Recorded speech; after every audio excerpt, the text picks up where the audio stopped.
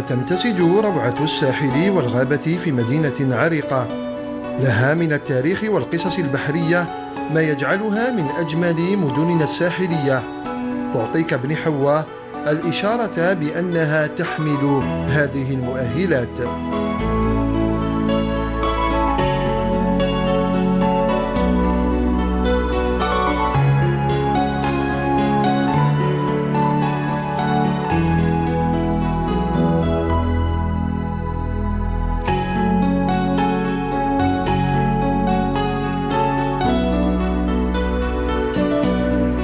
ضريح ماما بنات، المرأة الأسطورة التي ألهمت سكان المنطقة لما قدمته لهم من خدمات من أهم المعالم هنا.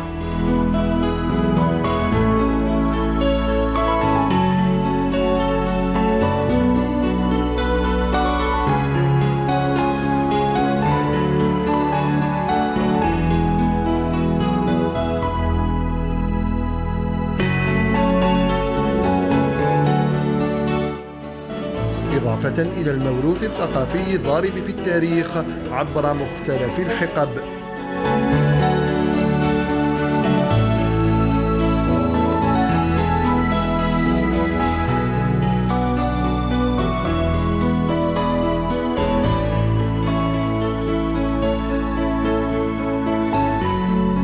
وكذا قصص ميناء المدينة.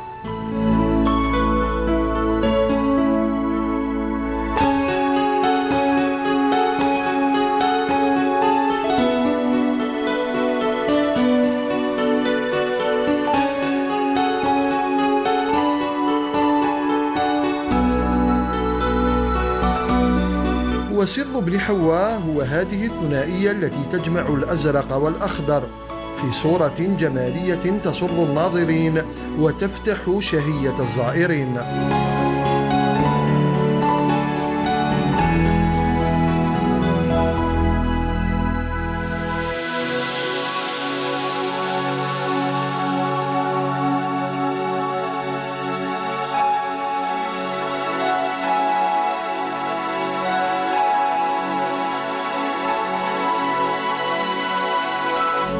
ولاكتشاف هذا السحر كان لابد من جولة بحرية تعطيك الدليل على روعة شواطئ بن حواء الممتدة بين بلديتي الداموس وودغوسين.